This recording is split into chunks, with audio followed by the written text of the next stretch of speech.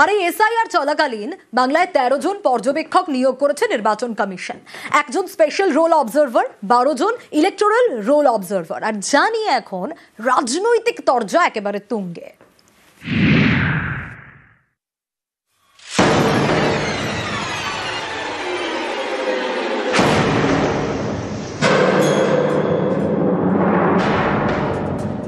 সাধারণত ভোটের সময় পর্যবেক্ষক নিয়োগ করে নির্বাচন কমিশন। এবার নজিরবিহীন সিদ্ধান্ত নিয়ে এসআইআর এর সময় পর্যবেক্ষক নিয়োগ করেছে তারা। এসআইআর এর কাজ করতে ইতিমধ্যে ভিন রাজ্য থেকে 3 অফিসারকে পাঠানো হয়েছে পশ্চিমবঙ্গে। এরপর আরো 12 জন ইলেকটোরাল রোল পর্যবেক্ষক নিয়োগ করেছে কমিশন। তারা এই রাজ্যেরই অফিসার। স্পেশাল রোল অবজারভার বা বিশেষ পর্যবেক্ষক হিসেবে নিয়োগ করা হয়েছে সুব্রত গুপ্তকে। তিনি রাজ্যের প্রাক্তন অফিসার।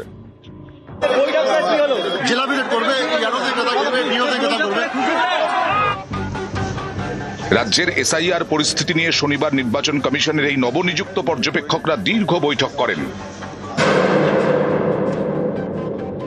যেভাবে স্পেশাল অবজারভার নিয়োগ করেছে, স্পেশাল অবজারভাররা ধরবে কি করেছে সব জানি আমরা। ওটিপি কাদের হাতে, ডাটা এন্ট্রি কিভাবে করেছে, কত মৃত বাংলাদেশি ফলস নাম তুলেছে, সব আমাদের কাছে তথ্য আছে। একটা একটা ধরে কাটাবো। এ তো সবে শুরু। 9 তারিখে ড্রাফট ভোটার লিস্ট হবে।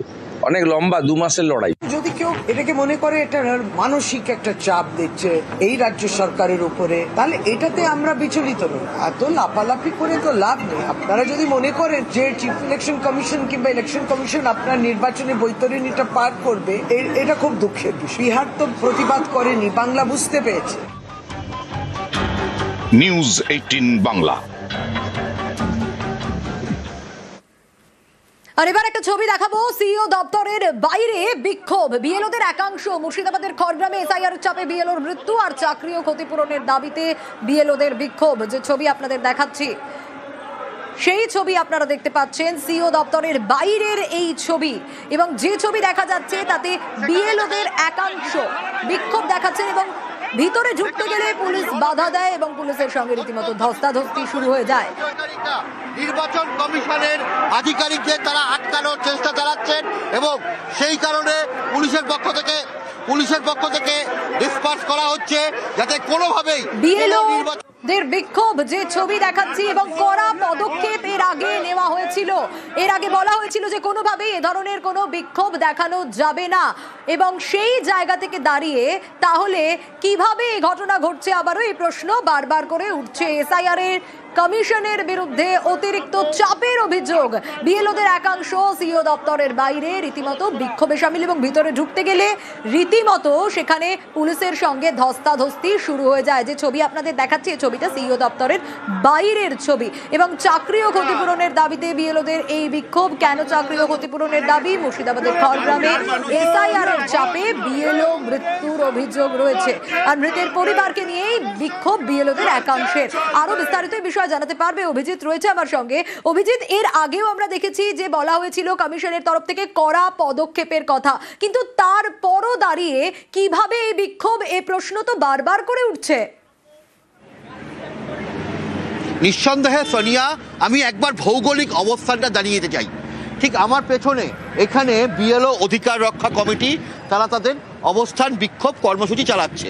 আর আজকে যে মিটিং মুখ্য নির্বাচনী আধিকারিক, ঠিক তার বিপরীতে এই বেঙ্গল চেম্বার অফ কমার্স, এখানে তারা বৈঠক করছিলেন স্পেশাল অবজারভারদের নিয়ে। আর সিইও অফিস ঠিক বিপরীতে দেখতে পাচ্ছেন বামাল লরির যে অফিস, সেটা হচ্ছে মুখ্য নির্বাচনী আধিকারিকের অফিস। এই 3 কোণা অবস্থান।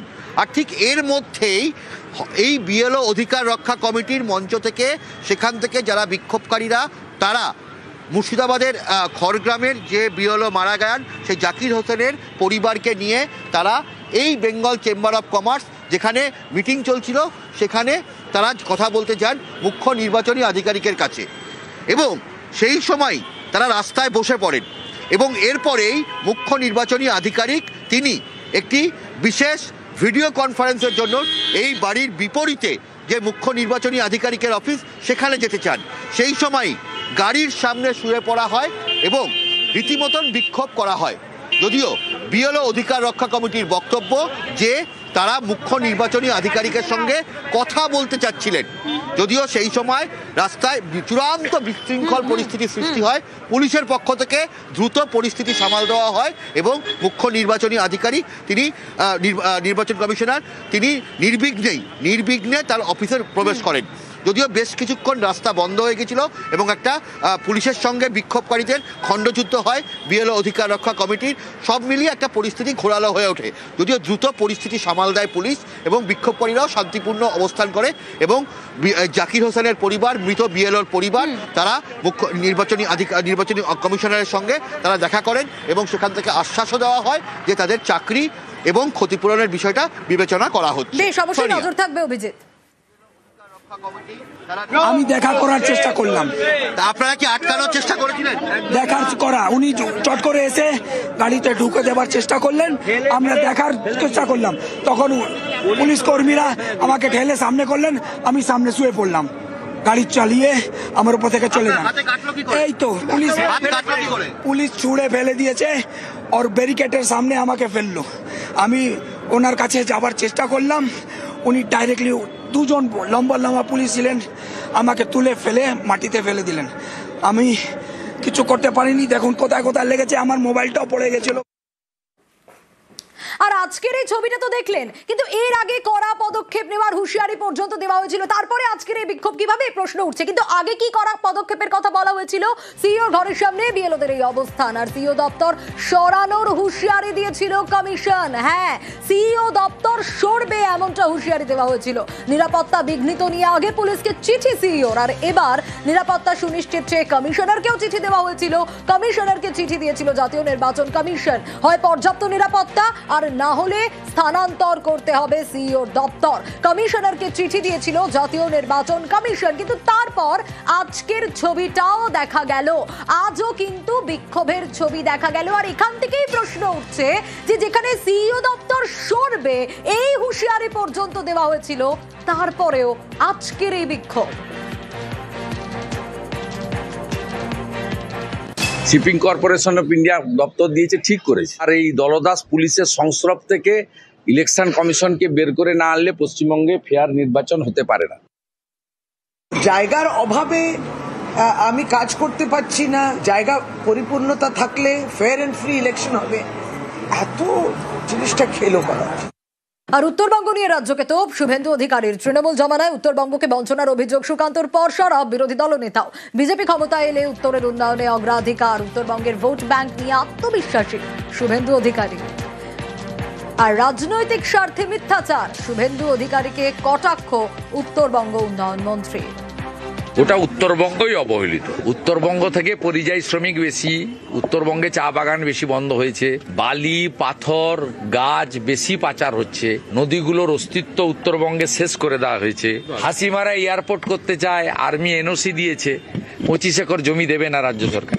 বাগডোগরা এয়ারপোর্টকে এক্সপ্যান্ড করতে চায়, জমি দেবে না। এইমস করতে চায় কেন্দ্র সরকার, জমি দেবে না। অর্থাৎ এখানকার লোক 2014 সাল থেকেই বিজেপিকে ভোট দিচ্ছে। ভারতীয় জনতা পার্টির সরকার এলে আমরা উত্তরবঙ্গের উন্নয়নে অগ্রাধিকার দেব এবং এমন কাজ করব যাতে উত্তরবঙ্গের মানুষ আগামী দিনে উত্তরবঙ্গকে আলাদা রাজ্য করা বা বিচ্ছিন্ন হওয়ার কথা না ভাবেন। তারা তো এটা বলেন অভিমান থেকে, স্বাধীনতার এতদিন পরে তাদের অধিকার তারা পাননি বলে।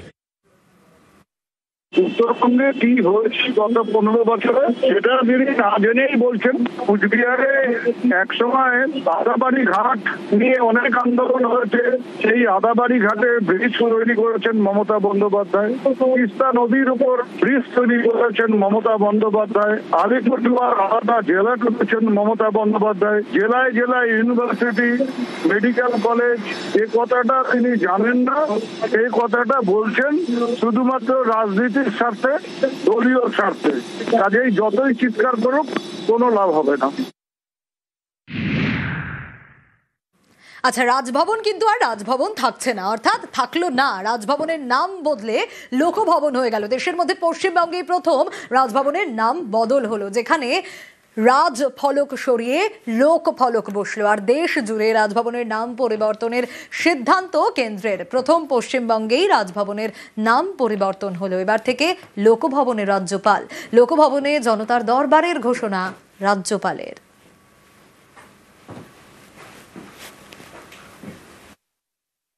The nomenclature of the governor's house will now be not Raj Bhavan but Lok Bhavan. This has been the decision of the government of India. All over India, as the Honorable Prime Minister has said in the governor's conference, then Raj Bhavan should now become Lok Bhavan and should be more accessible to the people. It is not a change of name, it's a change of spirit. The Calcutta Lok Bhavan has decided to initiate what is called Lok Charcha. The governor will be going to the field, talking to people, holding addas, understand their problems directly and find solutions for